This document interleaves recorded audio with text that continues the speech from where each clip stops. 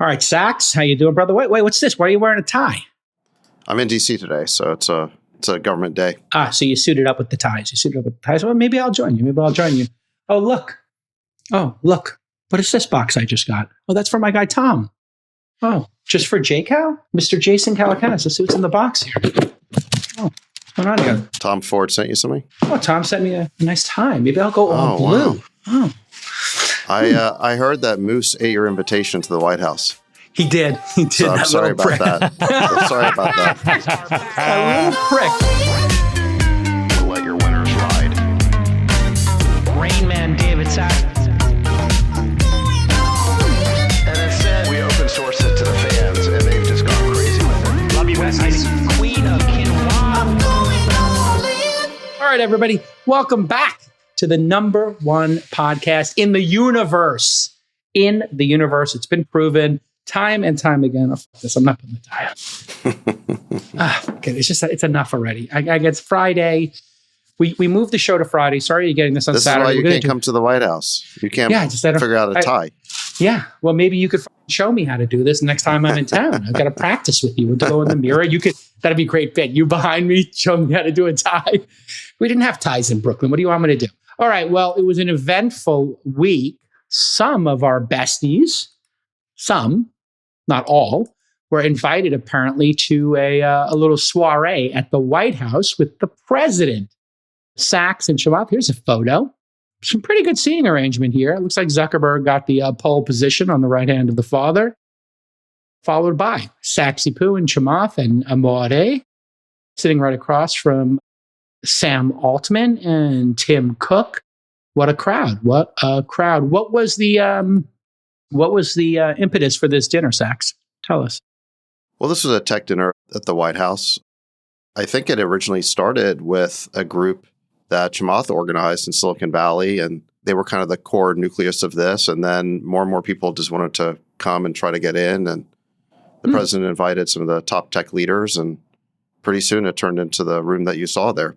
I mean, it's really pretty amazing, President Trump's ability to convene all of these people. You normally don't get these people in a room together. Many of them are competitors. And it's remarkable. You pretty much had, I'd say, like maybe half the tech industry was there. Ooh, by market cap, certainly. By market cap, for sure. Yeah.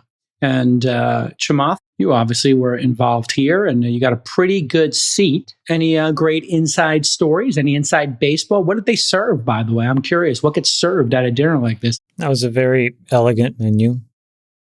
And they try to keep it light so that it's not overwhelming, which I think can get in the way. So it was no prime rib, right? It was a burrata salad, and then there was a filet, and then a nice raspberry dessert.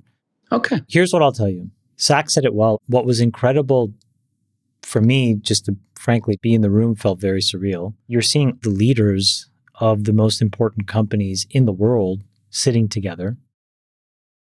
And I just felt like there was a sense of alignment and cooperation. And that was really cool. I think none of those folks have to really show up anywhere that they don't have to. I think they're at a place in their career and the importance of the businesses that they run. But the fact that the president can convene them, I think says a lot about him and the agenda. And then they, to a one, were incredibly supportive of what he has done and clearing the way and allowing them to build their businesses with a lot more clarity. It was just very clear the juxtaposition of what it was like and the difficulty under Biden versus what it was now. And you saw some very truly hard-cast liberals who have now completely embraced President Trump. Folks like Tim Cook, folks like Bill Gates. And I think that that's an incredible testament to him and his agenda. And then the second thing, which is more personal, is I was so proud of Sachs. Every single one of these guys. And you're talking like the titans of titans. They took a moment to say that he was just doing an incredible job. And the president was really proud of it. It was like, as a brother, it's like you're seeing your brother just get completely... It was great. So that was really special. Freeberg, any take on this? I noticed you didn't make it. You didn't make the cut. My invite got eaten by moose, obviously, as we heard earlier. But I thought you for sure would get a seat. What happened, Freeberg? No seat for you? I work in agriculture, J-Cal. So we're doing the agriculture dinner next month. It's going to be great. The president and I are arranging a round table. It's going to be fantastic. Yeah, just kidding. All right. No, but I was in DC this week. So if I eat week. my vegetables, I can come to that one? No, I was in DC with the guys. I actually did an interview with Senator Rand Paul, which I think is out on YouTube now and on our podcast channels. It was great to sit down with a senator. What was the highlight of the Paul interview? I didn't get to watch it yet. Apologies. I was getting ready for the summit, but did you have a highlight or two you want to share with the audience? He's an interesting guy. A lot of people have challenged him because he's an independent thinker. He really is true kind of libertarian views and libertarian beliefs, and he's held firm to them despite bucking with the party, which he did recently on the Big Beautiful Bill. He was one of 3 Republicans to vote against it. So he's criticized and chastised and, ousted in a lot of different circles in DC because he doesn't kind of fall in line. But I do think that dissent and debate is critical and important for us to find a better path forward. And I like the role that he plays. And I think he's very first principled. And I think his talking about his ability to get elected, despite not being willing to always fall in line with the party, is a really important point. And he hopes it will inspire other politicians to follow the same path and for voters to see that there is a role for independent thinkers in Congress. Yeah, I mean, that is something we need. It seems like these parties just get lockstep. They're expected to vote the same. They vote on party lines. And Sachs, that is definitely a weakness, I think, of the two-party system. Your thoughts on Rand Paul and his, being a bit of an agitator, maybe like Manchin was? There's a role for this, in our democracy. Well, I think it's good to hear from a libertarian voice once in a while. They're going to have a different sort of conservative. Once in a while. I caught that too, Jamal. They're going to have a different sort of viewpoint that could be called conservative. So I like Rand Paul. But can we just go back to the dinner? I want to just build on a point that Chamath made about the level of sort of comity in the room. I think that the people in the room there, it was remarkable. Even though a lot of these companies are competing with each other, they were largely on the same page with respect to what was happening in the economy in the world and with the kind of support they needed for the tech industry to do well and for the U.S. economy to do well. And I think the reason why they were largely happy with the Trump administration is because the Trump administration has been pro-innovation, pro-infrastructure, which includes being pro-energy, pro-export, so these companies can sell their products internationally. And then also the thing that's been very important to the Trump administration is pro-worker. And you heard the president make all of those points in his critical AI speech that he gave on July 23rd at the AI summit that we co-sponsored with Hill and Valley. So I think a lot of the compliments that we received were due to the agenda that the president articulated so well at the AI summit. And the people in that room are largely supportive of that policy. So I don't know if I would call it a love fest, but I think it was an opportunity for these tech leaders to articulate their concerns where they could use help.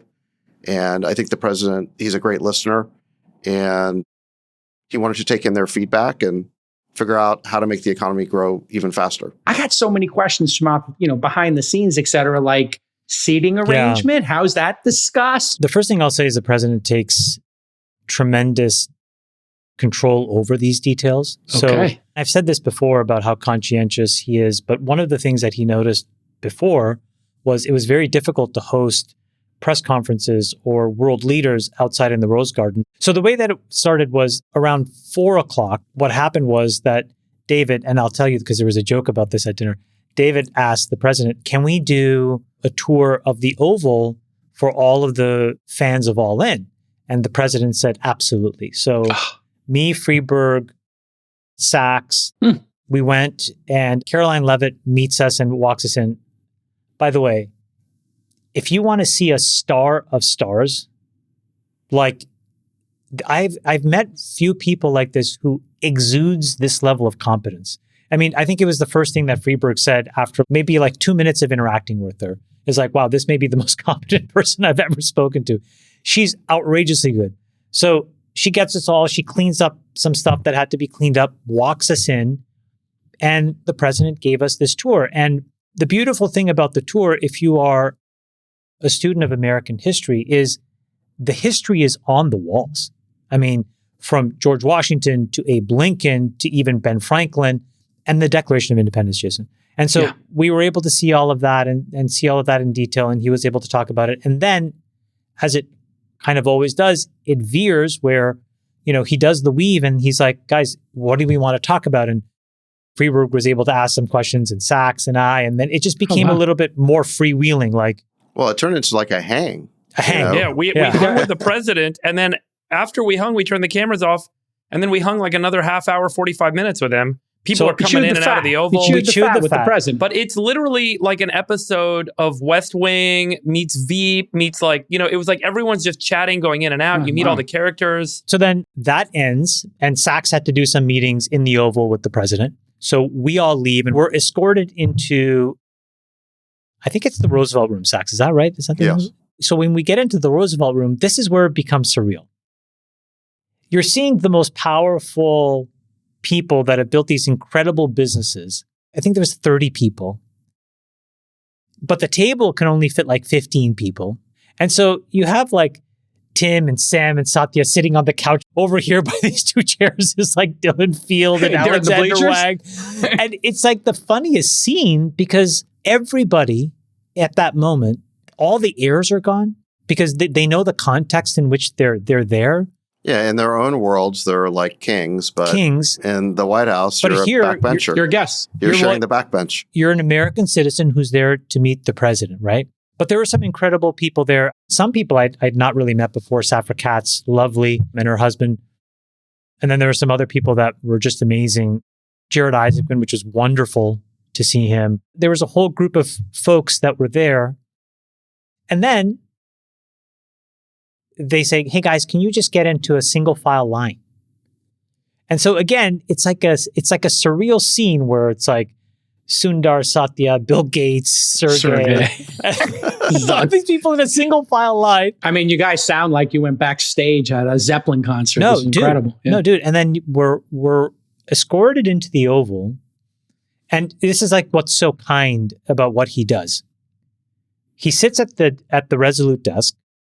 And Meredith O'Rourke, who's incredible, she introduces everybody one by one so that they hear their name. It may sound like a weird thing, Jason, but like to hear your name called in the Oval and then you stand beside the president, he's seated and they have a photo. They take this beautiful photo. And then the first person was Safra and her husband. And her husband says, could I take a pen? So the president says, of course, that's what they're there for. So he gives him a challenge coin and a pen. Everybody takes one. So again, you're seeing the leaders of these incredible businesses, one by one, they get announced, they go stand by the president, they take a beautiful picture, and they take a coin and a pen. And then we're all just kind of milling in the Oval after that's all done. And he says, well, guys, we're going to talk at dinner, but do you want to just start? And it was amazing because Sergey... Does he sit behind the desk then? He's still sitting he's still sitting. So anyways, Sergey asks a few questions, really starts to get the conversation going, which I think was really good. And then he says, okay, guys, let's continue this conversation at dinner. And so we exit into the Rose Garden. And this is where our friend, Sunny Madro, says on the way, like as we're walking, says, sir, I hear you have a playlist. Can we hear the music? And so he takes the iPad, turns the music on, and he apparently had been tuning it. And so now he's got a great playlist, by the way. It's like Fleetwood Mac. I mean, like you're hearing like all the classics and it's just blasting in the Rose. I mean, blasting. Lisa Sue posted one of the photos. You can see them all because like the Oval is small. Okay. So just to be clear. So then that's dinner. Oh, wow. There you go. It's stuffed. I mean, I'm right to the left of Tim and Jamie Siminoff is right at the end. And I think it's Vivek Ranadive, who's the owner of the Kings, is right there, of the Sacramento Kings, started Tipco. And then I think it's me. I think I was standing kind of more in the front there. Anyways, so we leave. So if you just pause there. So that window, that's Shyam Sankar, who's the CTO of Palantir. And behind him is Dave Limp. And then you can see Dylan Field, the founder and CEO of Figma. That's the door you exit. You go into the Rose Garden and then you walk through and we walk down the hallway. You guys have seen that before. And we go into the East Wing and they say, we want to introduce the First Lady. So what happens is you walk into the East Wing, you walk upstairs, and there's a very elegant seating chart that they make. It's actually a really good way of doing it because normally what you would do is you would walk around the table. Yeah. No, this is a much better system. So you actually have a small model of the table. And so what happens is you go, you can see where everybody is sitting, and then you see where you're sitting, and then there's an escort that takes you to your seat. So it's a really, it's done really well. I mean, It's very thoughtful. Yeah. it's very thoughtful. It was in the East Room where we also did the crypto summit at the White House, and there's been other events there. But let me just give a shout out to the First Lady, Melania Trump. She's very interested in this topic of AI. And in fact, earlier that day, we did an event at the White House with the AI Education Task Force, which she's chairing. And she's very passionate about making sure that every school child in America has access to AI so they can get AI education. And we had dozens of companies there at the White House making pledges of resources to make sure that teachers and students and families will be able to have everything they need for kids to learn AI so they have the skills for this critical tool. So this is a topic she's very interested in. So she wanted to be at that dinner. So then we get seated and people are talking a little bit, and he goes, guys, if it's okay with you, we're just going to let the press in. And I thought what that meant was a few people. I mean, I've never seen anything like this before. It's like a zoo entered the East Wing, like cameras, boom, microphones. Oh, the gaggle. The gaggle. And they start screaming because like everybody's trying to shout over each other to try to be able to ask questions. But then, you know, the president kind of imposes control and says, guys, hold on. And then he allowed the CEOs of the big companies to say something. And then Gates said something. And then that kind of set the tone. And obviously he said something. And then he said, anybody have any questions? And then they just start screaming. I mean, and there are people running around with mics. I don't know how you pick who gets to say something, quite honestly, because there should be a procedure. It's out of control. No, but you know what's crazy is the questions are so all over the place. I don't know how you can be prepared. Like he knows what he's saying. He's very purposeful with what he's saying.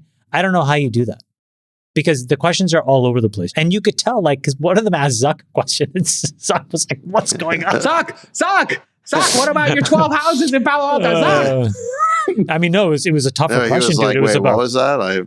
It was about free speech in the UK, and he did a pretty good job. Zuck, my Instagram account's locked. Can you help me? My Instagram. Anyway, so then they leave, and then. Well, by the way, they have to be like thrown out. You know, they don't just leave. They're out of control. Like, they make them into a pack of wolves. You know. Yeah. And then we had this lovely 3-course dinner, and then right after the appetizer, I think like he starts going around, and people just start talking and saying things and things that are on their mind. And I'm not going to share anything from that, but I thought that was pretty illuminating and pretty awesome. Let me ask you a candid question. And then there was a joke about him on any topics? Were there any? I mean, we saw there's a lot of adulation. People thank you, Mr. President. There's a lot of deference. Anybody throw him a fastball, curveball? Was there any challenging question in that format? It's not about asking him questions like you're interviewing him, but there are people that brought up challenging things that they are dealing with. Yeah, that's what I mean. But that is not what you said. So no, it's something that maybe is not aligned with maybe how the administration is doing things. That's what I'm sort of getting at. Okay, no, but that's again, you're trying to like, nobody's there to gotcha. People are like, sir, I'm dealing with this specific issue in this specific country. Can you help? Ah, got it. Right. Well, I was thinking like immigration, high-skilled immigration. That seems like a topic everybody cares about in our industry. I'll tell you what we talked about. The issues that they had are many, and they have to deal with how American companies can build businesses in a seamless, straightforward way. And what they said is, since Biden, what Trump has done is clean the decks and allowed them. They all said that. They weren't forced to say that. They all said it, which I thought was really cool. This is, again, why I said earlier, super proud of what David has done. Like, it was palpable, the respect that all these guys had for him, which is awesome. But then what the president says is, I could take care of this. I can do that. That's not going to stand. He's like, what you see is you have these American titans of industry. I've said this before, Jason. The whole premise of the American dream, I think, rests on economic and military supremacy. That is derived from technical supremacy.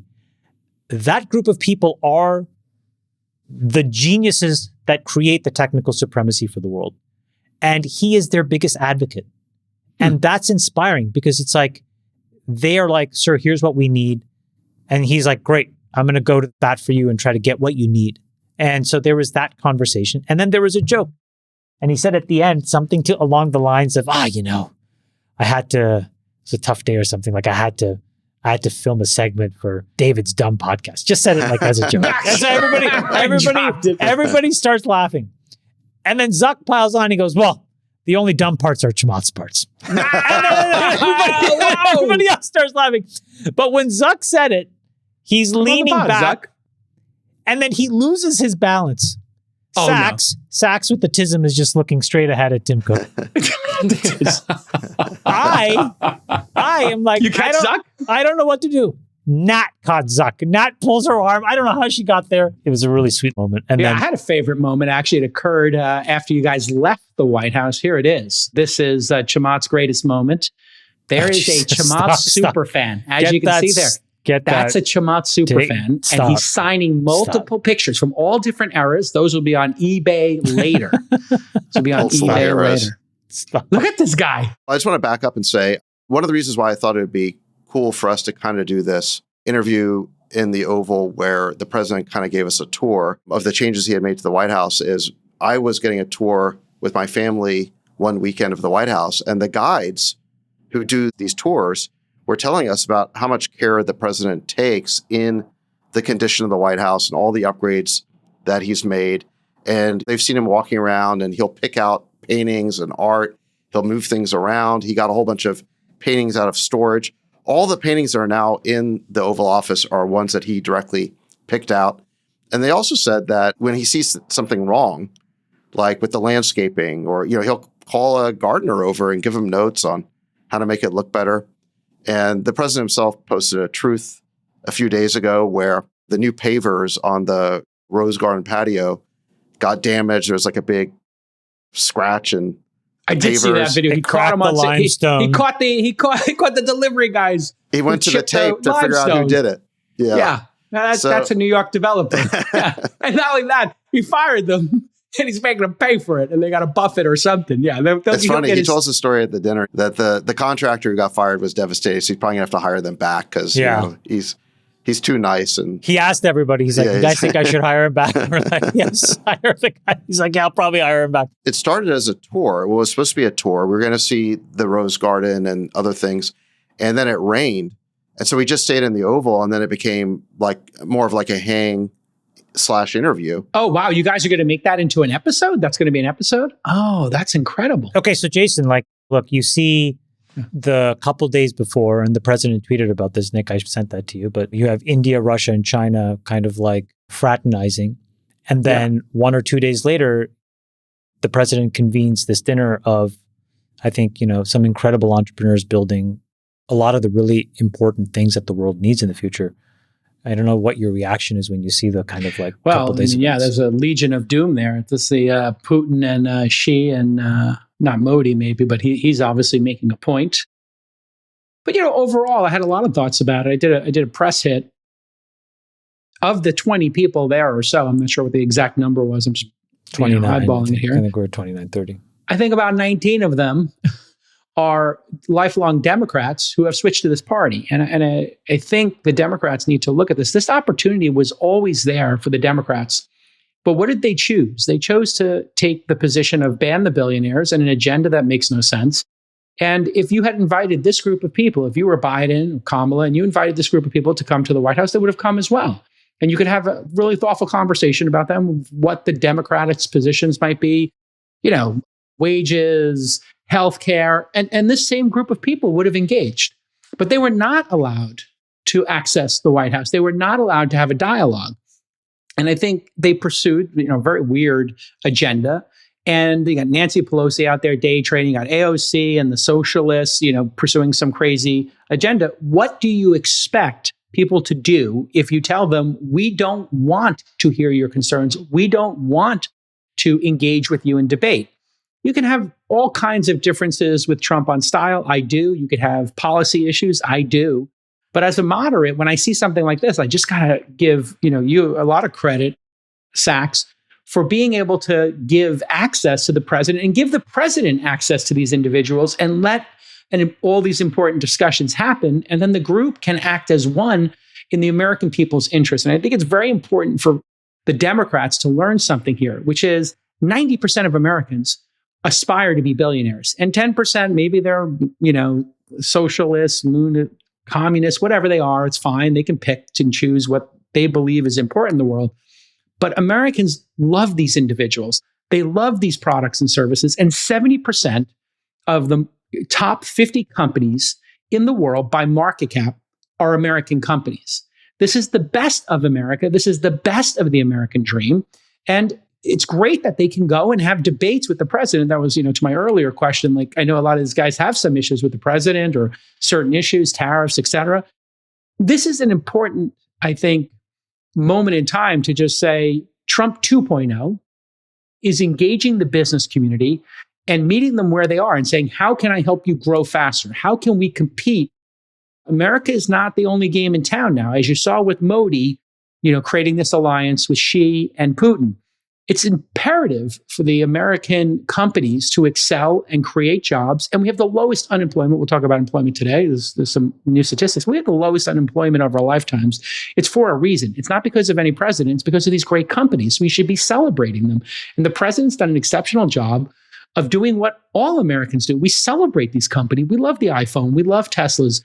We love these products and services people are building. People love Google. They love ChatGPT. It's fantastic. And so it's easy to be cynical, about business or business leaders. But this was really, I think, a great show of force. And it shows the country's getting in sync on what matters. And it should be independent of political parties. So I was very proud of you, David, that you built this bridge and you built it brick by brick. And I think best is yet to come. Well, brick by brick. Just to be clear, obviously the president already had access to all of these people. And in fact, many of them were already on speed dial and he already knew them. And he's the one who convened them at the White House. I've just been helping with policy. So I don't want to we should just be clear about that. Well, I'm not overstating it, but I'm even going back 6 months when you guys held the fundraiser. And then just, you see like a very close friend of mine, Mark Pincus, lifelong Democrat, has donated, probably 8 figures to the Dems in total over the years. And he got frustrated at a certain point that he couldn't get his calls returned or he couldn't have important discussions. Well, here we are. He was at that dinner. And I think that's a very important lesson. The Democrats need to field moderates, business leaders. They got their Bob Igers, they got Jamie Dimon, they got a bunch of people who could help, build an agenda that's not lunacy. Yeah, and what I would say is look, maybe half the people at the dinner have actually moved to the center or to the right relative to where they were. And I think Mark Pincus has basically put himself in that category. So there's right in the center. People who have been red pilling and moving over to our side. And then I'd say the other half of the people in the room haven't necessarily changed their politics. And they're just there to do business. They want to have a good relationship with the government. But the same is true on the part of the president. I saw some conservative influencers saying, how can the president meet with this person or that person? He's been such an opponent in the past. Look, the president is doing business as well. He asked all the attendees of the dinner, how much are you investing in America? What do you need to invest more? He wants to see the infrastructure investment. Why? Because it benefits all Americans, not just software companies. It benefits the construction industry, the trades, the electricians, the carpenters, the energy companies, fracking, and so on. So he's there representing the interests of the country. And then many of those CEOs are representing the interests of their companies. And there's a dialogue going on. And it doesn't mean that everyone has to suddenly become a Republican or change their politics, but it's constructive. And this is all in furtherance of having the U.S. economy grow better. All right, perfect segue. We got lots to talk about in terms of the economy. And first story here, Trump's tariffs got overturned in court. Federal Appeals Court ruled 7-4 that Trump exceeded his authority when it comes to the Emergency Economic Powers Act. Okay, we'll get into the details here. Historically, Congress was in charge of tariffs, but under an emergency, a national emergency, the president can get involved with tariffs, and they cited the 47th administration fentanyl crisis at the borders, Mexico, Canada, China, et cetera, and the trade deficits. Well, the White House got sued by a group representing small businesses. In May, 2 federal courts ruled that he wrongfully invoked the IEEPA, and the White House appealed that. They've now lost, and Trump's tariffs will remain in effect until October 14th, allowing the Supreme Court to appeal this. These tariffs have been tremendously unpopular in the business sector. I think maybe 70, 80% of business leaders in a recent survey, Sachs said that they're not crazy about them. But they have, on the other side, generated over $150 billion in revenue in a couple of short months. So they could generate trillions of dollars in the next decade, according to estimates. I guess the question I have for you, Sachs, is you guys are moving at the White House there in this administration, the executive branch, at startup speed. Moving fast and break things is something we talk about doing in our industry. And is this just the natural extension of that? The president is doing a lot of aggressive things, and sometimes they're going to be allowed, sometimes they're not. What's your take? Well, I'm not concerned about the fate of tariffs at the Supreme Court, even though it's probably a coin flip whether the Supreme Court's going to allow the tariffs under IEEPA. But there are 5 different laws under which the president has the authority to impose these tariffs. So there's a chart here that we can throw up on the screen. There's Section 232, there's Section 201, Section 301, Section 122, Section 338. There are at least 5 different bases for the president's authority to impose tariffs. So at the end of the day, I think it's actually quite unlikely that the Supreme Court's going to force a change in tariff policy. And I don't think the Supreme Court sees it as this urgent matter that requires a quick resolution. So I'm not particularly worried about it. In terms of the popularity of the tariffs, my guess is that they're not going to be reversed in the future by a future president, because I think they actually are quite popular with the country, with workers. Among the business elite, it's more mixed, I'll grant you that. But if you change the way you ask the question from are you in favor of these tariffs to are you in favor of raising $4 trillion in revenue over the next decade through tariffs to fund a tax cut like we had in the Big Beautiful Bill, then that might change people's perception of it. So that's really the question is how do you want to raise revenue for the government? And between Big Beautiful Bill and the tariffs, what you see is a substitution from taxing Americans to taxing foreign companies, unless those foreign companies then make a big investment in America. So look, there's no great way to extract revenue from the private sector. All taxation is unfortunate and undesirable, and it'd be better if we didn't have to tax so much. But the reality is, I think that if you have a choice between taxing American people or imposing tariffs, I think tariffs may be the better way to do it. And I just want to note that the CBO has now increased their projection of what tariffs will raise to $4 trillion over the next decade. So $400 billion a year. It's pretty significant. Right. And initially it started as a lower number, and it completely pays for the one big beautiful bill. Chamath, here's the chart. Trump's tariffs were meant to help manufacturers. Do manufacturing firms think they're helping? Has your business been impacted by higher tariffs this year? And here, negative impact, 72% of manufacturers, 3.7% think it helped, and 17% said no impact. 7% don't know yet. Your thoughts on tariffs? They're obviously unpopular with people in retail manufacturing and those businesses. But as Sachs points out, hey, maybe the American people like them and they like the idea of a new revenue stream. What are your thoughts, Chamath? I think that the tariffs on balance are a pretty smart masterstroke of strategy. I think that we did not understand what the impact of tariffs would be, except for hypothetical econ wonk talk. And so that hypothetical econ wonk talk basically said that tariffs were always going to be a disaster. And if you ask them, well, what is the actual practical data that you would point to? They didn't have any. It was just more hypotheses. But what is the practical data now? I think that the United States is going to book probably close to $500 billion of incremental revenue. It's actually forced a stabilization in the dollar, which I think that people were always very concerned with. What's going to happen to the dollar complex? Everybody always screams like their hair is on fire. But the dollar complex has stabilized, I think, because of tariffs. So there's been some real positives. And what Sachs says is right, which is whoever is president over the next, 5, 10, 15, 20, 30 years, there'll be some Democrats, there'll be some Republicans. It's going to be very hard to justify why you would undo this now, because this source of revenue is going to be an incredibly important one. Well, and also, it's not just the fact that the revenue is very important. You raise a great point, which is the U.S. government's going to become dependent on that revenue, but also just workers. I think the tariffs are very popular with blue-collar workers. Well, so certainly here's the what auto workers really like it. Well, here's what I was going to. The pie chart that you showed is not accurate. And the reason it's not accurate is that the investment cases that you would underwrite because of tariffs and the big, beautiful bill haven't happened. So I'll give you an example. I am a person that started a business that is building a factory to make batteries, in my specific example, in Michigan. So to delever away from China for the battery supply chain. And what I will tell you, Jason, is after the big, beautiful bill and because of tariffs, it is much easier now for me to underwrite. Why? Because I have 100% depreciation across all my CapEx.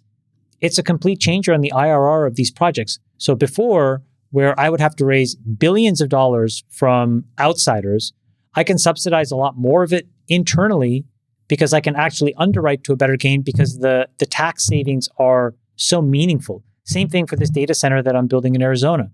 So in all of these cases, I think that A, you have this uptick in revenue because of tariffs on the short term. And B, the important thing is to redo this pie chart in probably a year. Like, for example, our groundbreaking in Michigan will be in July of next year for that factory. It'll be online 2 years after that. The real story, Jason, of all of this will be really known in that period. But right now, what I'll tell you is the underwriting case for putting a ton of money into the United States has changed to the positive because of these. Because of that 100% depreciation. It's a huge deal. Yeah, whether you're buying Huge a plane, yum, yum, all in aviation. Freeberg, here's your poly market. Will tariffs generate greater than $250 billion? It's peaked at like 30%. It's come back down to 5%. Most people are betting, so this could be a case of free money if people want to go get it on poly market, because it has a pretty good chance of hitting that. But well, the number I said, Jason, is like a yearly run rate. So technically, Sure. if you just look at the calendar 25, you only get a stub of 8 months because it started April 1st. 8 months, $50K a month, $50 billion a month, you get to $400 billion. So they should be able, I actually think they're going to hit that bogey. But Freeberg, the reports from people who have been impacted by tariffs, obviously these could become inflationary, but the people who are being impacted said they've been eating them to date, but they're not going to be able to eat them forever. So it could become inflationary. What are your thoughts on the tariff kerfluffle here and the legal battle over them, as well as the impact it might have on inflation, which is something we do not want to see come back. And we have been teetering just under that 3% number, which then puts the Fed obviously in a difficult position with their mandate to get to 2%. Freeberg? I'll address the legal kerfuffle point, which I think is a good one, because I do think that the great debate that's going to happen from this presidency and will likely shape the next set of presidencies will be the right for presidents to declare emergencies to move forward their legislative agenda. And arguably, the tariff institution by many members of Congress should have gone through a congressional process. In the meeting I did with Rand Paul this week, which has now been posted, he talked about the challenge that they have had with Democratic presidents, Biden and prior to that, using emergency authorization vested to them under the National Emergencies Act, which is a 1976 statutory authority to take action. And then in order for the emergency powers to be turned off, Congress actually has to vote, and they can only do so after 30 days. And when Congress makes that vote, the president can veto their vote. So the president can then say, send it back. So then they have to get a 2/3 supermajority to get it to pass. So it creates a system whereby the president can have this emergency authorization to progress much of their legislative agenda under the guise of emergency powers, which, for many people, they would say is not the right way to do it. So Senator Paul and others have proposed bills, for example, that the president has to get any emergency power reauthorized after 30 days. And then it can only be a maximum of 90 days without Congress enacting a renewal. And so it requires actual congressional action to continue the authority of that emergency power. Depending on what the Supreme Court does or doesn't do, I think it is going to catalyze a legislative push. And the Republicans are likely not going to embrace it this presidency or this term because President Trump is in office. But I think the conversation that some, out of the box Republicans like Senator Paul and others are saying is, well, what's going to happen next time? what's going to happen when there's a Democrat president and we don't President like AOC is going to take pushing for. emergency powers to do something you might not like, right? Is that your point? Yeah. And so as it relates to both the IEPA of 1977, which is the act that this case is about, but also the National Emergencies Act of 1976, should they go back and pass a new law that basically forces the president to have to get congressional approval for any emergency to last longer than 30 days? So I do think that's going to be the big debate that's going to come out of this. As it relates to the tariff revenue, I am most worried about the fact that we use the tariff revenue, as I said before, to offset spending and basically keep a baseline of spending without actually getting ourselves to that deficit target. Right now, we are going to vaporize and create debt of $2 trillion this fiscal year. So we're using the tariff revenue under the CBO scoring to basically say, hey, we can do these tax cuts because it's offset. But the goal shouldn't be to offset. The goal should be to get cuts to actually reduce the deficit. And so that's the biggest concern I have with respect to the tariffs long term, is it's now a new revenue source that we don't actually treat as incremental to reduce deficit. We just use it as a way to introduce new spending or continue spending. Sachs, just to talk about three branches of government, wouldn't it also be an option for the president just to go to Congress with some of these tariffs and say, hey, can I get these approved? Would that be the worst thing in the world? Wouldn't they vote in favor? Forever. I mean, but yeah, things take time. Or do you have concerns that President AOC might do some things with executive powers that the Republican Party might be opposed to if she winds up winning in 2028? That's the important question, Sachs, is if AOC is president and then she uses her emergency authorization to do things that you disagree with, wouldn't the Republicans then feel regret that they didn't pass one of these acts that limits emergency authorization and power?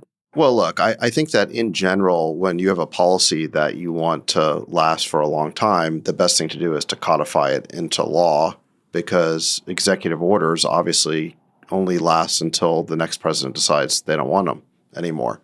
So, yeah, it may make sense after the administration hopefully wins its case to seek to codify these things into law. We have a few years to do that. But I don't think it makes sense to wait for Congress to act, because they may never act. And in fact, it was President Trump who shifted the whole debate on this topic. I mean, the whole establishment of both the Republican and Democrat parties were very against tariffs. And it's pretty obvious that nothing would have happened on this issue. And he's completely moved the debate. So this is just one where I think he's acted unilaterally because he had to. But I think that once these tariffs are in place for a few years, I don't think they're going to get pulled back by a future president, because I think they're going to It's too much money. become quite popular. It's too much money. Okay, in the other cases, two more lower courts have ruled against Trump. One said the deployment of the Marines and the National Guard were illegal. One said he can't freeze research funds for Harvard. So again, back to moving fast and breaking things.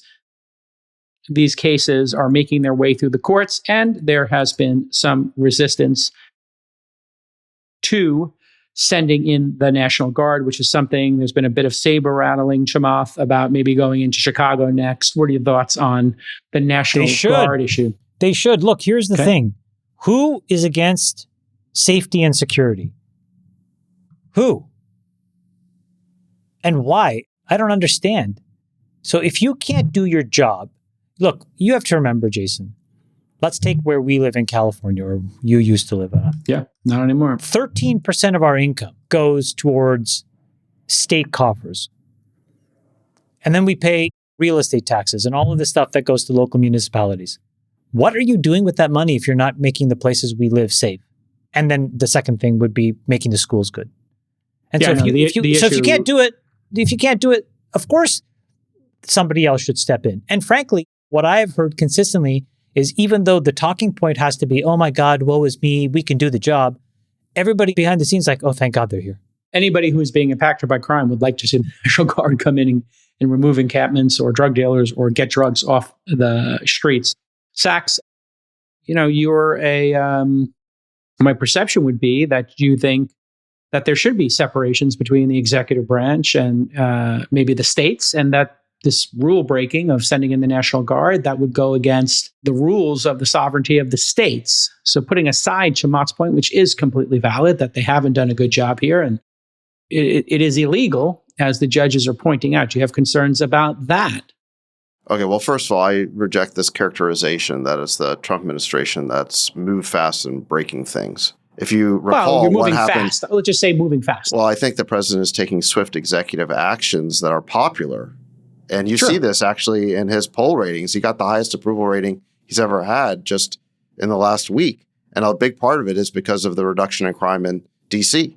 I think he got to 55% approval in one poll rating. And even in D.C., by the way, the mayor and her staff have said all sorts of positive things about the help they've received now from the National Guard and from the federal government. And the citizens are extremely happy. Crime is down. I think we had the first 2 weeks where there was no murders in the Capitol in a long time. The residents are very happy. So this is definitely working. Now, with respect to California, let me just point out that the National Guard wasn't called in specifically to enforce laws on the street. What happened was that you had ICE and Homeland Security agents and workers were doing their job, and they were conducting some deportations, and then you had protests turn into riots, and those protesters were threatening to burn down their headquarters. And that's why the National Guard had to be sent in. So it wasn't the Trump administration breaking things, it was rioters who were breaking things. I can't understand for the life of me why the administration wouldn't be able to send in the National Guard to protect federal workers against rioters, but apparently that's the case. So look, I think the court reached a very specific decision about what happened in California. We still haven't had a case adjudicating the question of whether the proposed interventions in these blue states to clean up crime will be allowed over the objections of Democrat governors. We don't know. I think it's pretty clear that the DC intervention will be allowed, and it's extremely popular. And look, the DC one he's legally allowed to do. So yeah, he's got his what is it, a 30-day mandate? He can take it over. And so here's your popularity from The Economist. It is ticking up, but Trump and the country still seems pretty divided. 41% approve, 55% disapprove, 3% unsure, but he has moved up significantly in the last week. Today, some big news came out Friday with the soft jobs report. Pretty much bad across the board. Jobs came in super light, 22,000 added versus 75,000 expected. Most of the gains came from part-time jobs. U.S. lost 357 full-time jobs while gaining 597,000 part-time jobs last month. And this is after a bunch of revisions. You guys remember we talked about here a couple of times with these revisions, and we'll show up some charts with long-term revisions. July revised up slightly by 6K, 73,000 to 79. In June was revised down significantly. Remember that impacted the market by 27,000. This makes June the first month with a net loss of jobs since July of 2021. So there's an account on X, BC letter, and they did this revisions chart. It's pretty crazy, as you can see. May and June revisions were in the six figures, and they're constantly revising these down, it seems. All right, Freeberg had some internet connectivity issues apparently, but Chamath, let's talk about the revisions here and the softness in the job market. Concerning, did maybe the Fed take too long to get towards cuts in September? What's your read on this and the endless revisions? Look, I think that I've said this last week, I think, right? So I'll just say it again this week.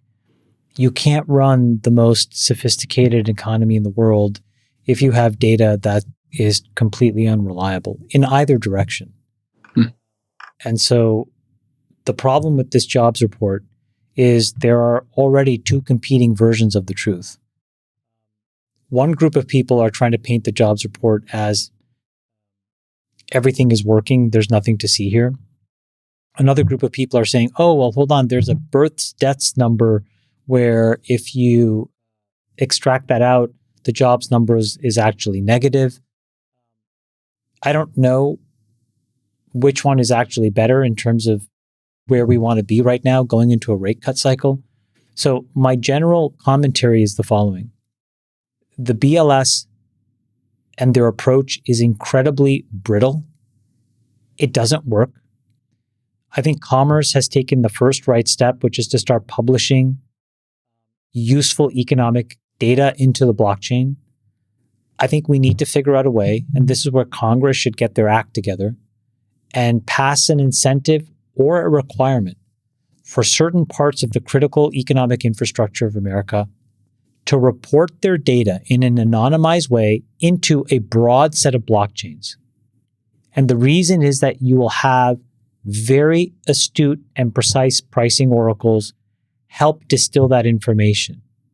So if you're ADP, if you're American Express, if you're Stripe, there's an imperative now for you to contribute the information you have into a broad collection of information so that we have an accurate sense of what the hell is actually going on. Because I can't react to this number because I don't know how it's going to change. It could literally swing by 200,000 in either direction, Jason. This is, I think, a really good point. Here's some research. I had put one of my researchers at launch on this. Here's 2021 and the initial reading, first revision. And we did this for the year, Sachs. So as you can see, in 2021, they missed it by 1.9 million, which was about 15%. 2022, they miraculously nailed it. 2023, they were off by 10%. 2024, it looks like they were off again by 10%. All this is revising down, by the way. No, Jason, and in the first half of this year, let me just finish the chart. First half of this year, initial reading 985, first revision 732, second revision 497. So they were off by 50% so far this year alone. This chart is itself inaccurate. The table is? And it's because it's coming from the same people that measured. So you're asking the people that measured to grade themselves. And I suspect that the answer is actually much worse than all of this. Now, what is the implication of it? The implication of it is, if you take the most positive view possible, it's that the people that then control the levers of the economy don't actually have accurate data, so they'll be hesitant to act until the data is overwhelming. The most important lens of that will be the Fed and what they do with rates. And so everybody's like, oh, wow, there's a 99% chance of a 25 basis point cut. That may be wildly, wildly, wildly conservative in terms of the total amount that they need to be thinking about and how they should phase that in. But how would I actually prove that to you? I can point to a whole litany of private data, but the problem is the federal actors use public data, and this data is not useful. And I think that when you get private data into your hands, which I know that other folks have, hedge funds, banks, the White House, what they see is different than what the Fed sees. So what I would tell you from this jobs report is it's going to start again this clamor of what is your plan? Clapping is not a strategy. So a 25 basis point cut to a $32 trillion economy is not a strategy. And I think that the reason they don't know what to do exactly is because they have extremely faulty data. Again, this is not, I'm not taking a position on this. You're framing it as if I'm taking a position. I'm just reporting the data here as they've reported it. So I'm just doing that here, just to be clear here, that I'm not endorsing any side of this. I'm independent, I'm moderate. I'm just giving you the data as it stands. Here's the Fed chart, just so we can zoom out and see unemployment. Since the 50s, we're still at historic lows, and there's a slight uptick, 4.3%, which is the highest unemployment since 2021, but it's absurdly low historically. So even when we're looking historically, Sachs, we're still at very low, but do you have concerns that the economy could be slowing and that we could have a jobs issue? That, I guess, is the question that is filling the airwaves on CNBC and that everybody's talking about in group chats. Are we maybe didn't make the Fed cuts in time for what clearly is some amount of slowing? Now, we could argue over if they're getting the data right or not. The Fed says they look at all data, not just this data. They say they look at the private data as well. But what are your thoughts here, Sachs? Well, we had 22,000 jobs added in August, and yet, while the number of jobs went up, unemployment rose, like you said, from 4.2 to 4.3%, which is a little bit of a contradiction, but that happened because more people started looking for jobs. Yeah. But there are huge error bars around this data, like Jamal said. I mean, like you showed, there's roughly 50% revisions to all of this data over time, over the course of a year. So we don't really have great visibility in what's going on. And that's why you see such huge disparities in how people are interpreting this data. So if you want to look at some of the people who are pessimistic, you've got Kobe EC letter, but they're pessimistic about everything. You've got Moody's economist, Mark Zandi. He says we're on the precipice of a recession, and he has a bunch of reasons why. But then if you look at Polymarket, people on Polymarket are strongly betting against a recession this year. I think the number is at about 8%. So it appears that most people still feel like the economy is doing well. And remember, we just had a 3.3% GDP growth rate for Q2. So I'd be surprised if there's a recession. I think there's a lot of factors against it.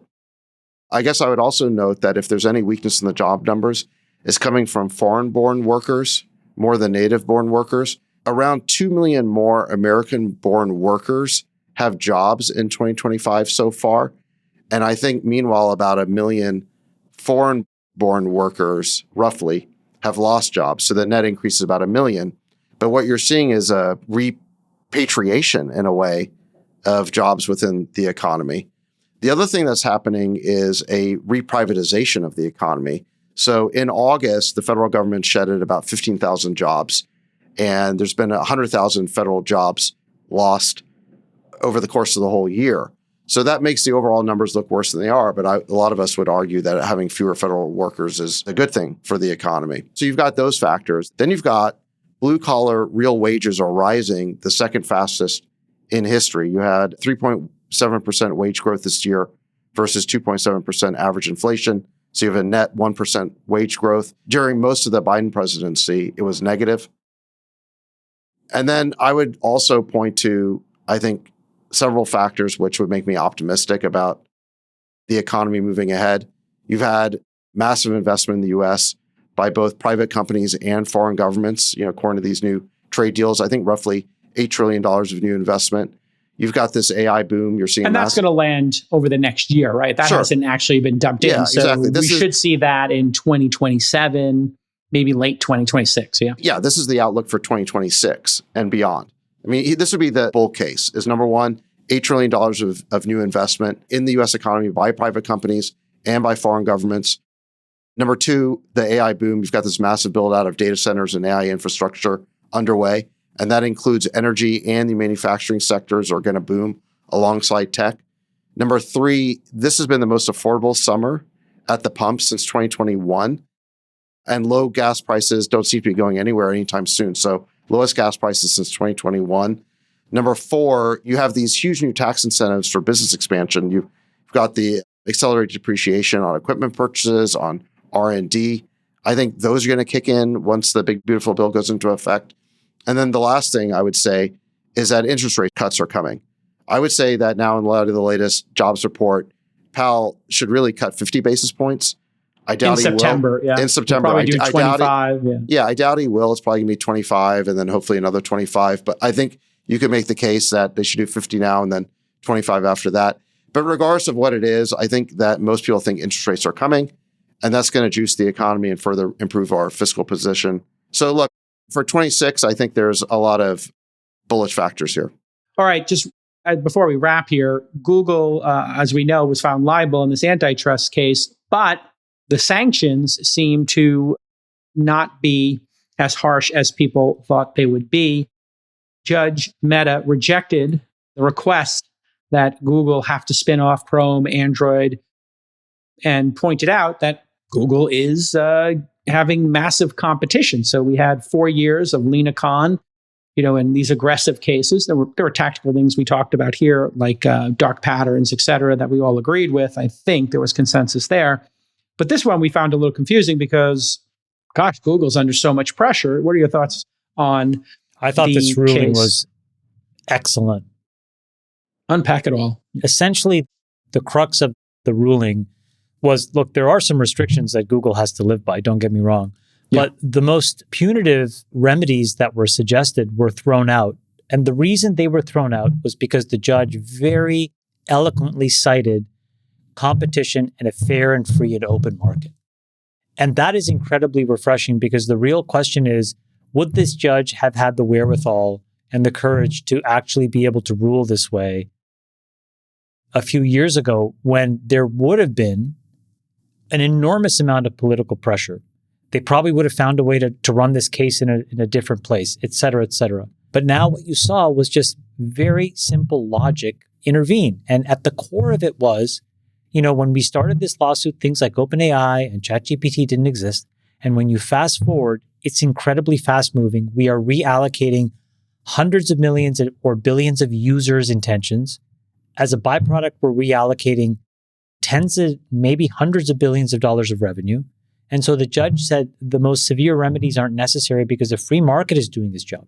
Yes. So and I just think that's incredibly refreshing because we forget that if the market is left to deal with these issues on its own, they do a very good job of cleaning things up. And it's because, as you said earlier, Jason, consumers want creative destruction. They want the next best thing. Yes, they want to lower be able prices, better services. It happens by the free market, and all the time. They're willing to reward better companies and better products. So I think the great news for Google is that this takes an enormous risk off the table. And now I think that they probably have even more ambition and energy to just go for it and try to compete because they're not going to be worried about everybody on the outside and probably some percentage of employees on the inside who are always trying to slow things down. Yeah. And so it's you pointed out correctly, and I'll let you comment on this, Sachs, is that they did get some tactical, penalties here, and they make sense. Doing deals that are exclusive when you are a monopoly player, like getting Firefox and Apple to only do an exclusive deal with you. They're not going to be allowed to do that.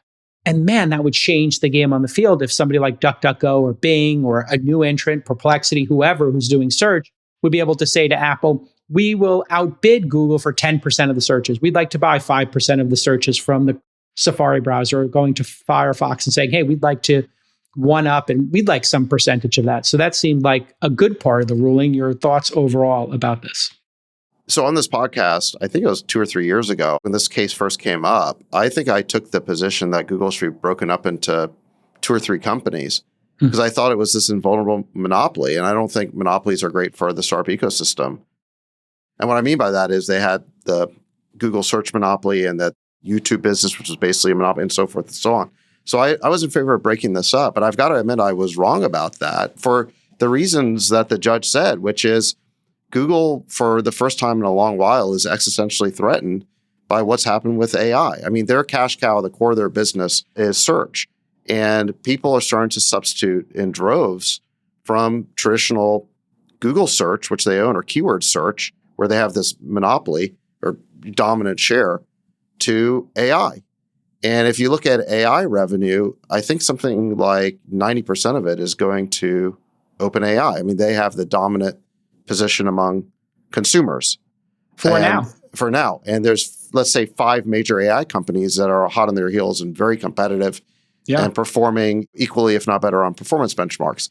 So the point is just, I think everyone can now see that the search business is either going away or transforming into something else, which is it's basically merging with it's called AI chatbot business. It's an answers business now. Yes. It's not a give me links. It's just give me the damn answer. Right. And we've been talking about this for a while where it's so obvious that having AI just give you the answer is better than 20 blue links, especially as the quality improves and it gets better at synthesizing those 20 blue links into the exact right answer, and the speed improves. One of the things that Google is really good at is just fast responses. They've always shown you in milliseconds how long it takes to give you the search result. And obviously, if you're looking for something quick and an AI chatbot's going to take 30 seconds, you're going to go with Google. But that's going to get better too.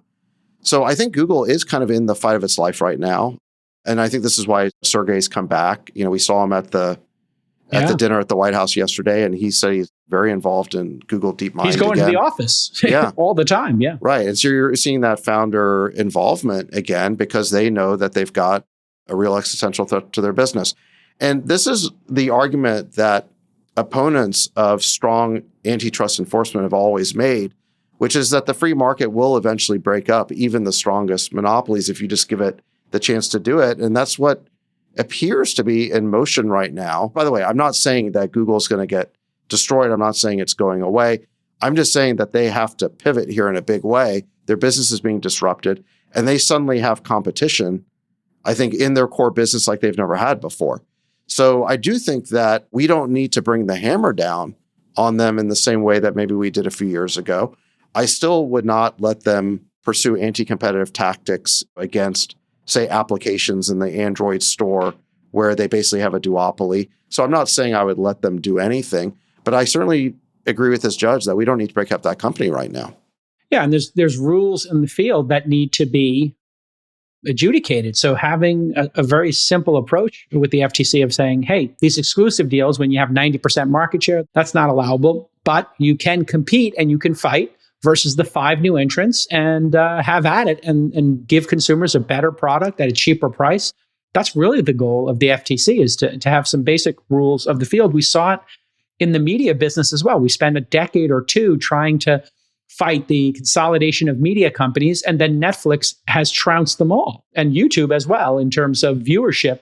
Netflix and YouTube are crushing the cable monopolies that we spend all this time trying to regulate. All right, everybody, there's your episode. We have to get back to work and get to Los Angeles for the amazing 4th edition of the All In Summit. It's going to be amazing, and all the great content, including some surprise speakers, that'll be released over the next week or two after the event. So you're going to get massive amounts of content. Make sure you go to the YouTube channel, subscribe, and click that bell so you get alerts. Go to allin.com, put your email in. We'll invite you to more events. Chamath and I might be doing something in the poker space. That could be a lot of fun. My guy TK and I, we might be doing a little backgammon tournament. All right, everybody. Thanks for tuning into the All In podcast. We're finished. Bye-bye, besties. Love you. Love you guys. We'll let your winners ride. Rain Man David Sack. And instead, we open source it to the fans, and they've just gone crazy with it. Love you, besties. Queen of Quinoa.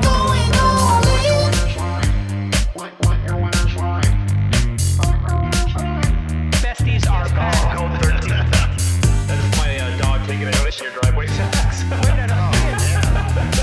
Oh, man. My haberdasher will meet me at Clinton. We should all just get a room and just have one big huge orgy because they're all just useless. It's like this sexual tension that they just need to release somehow. Wet your beak. Wet your beak. Your feet. That's gonna be. We need to get merch. Besties are I'm back. going all in.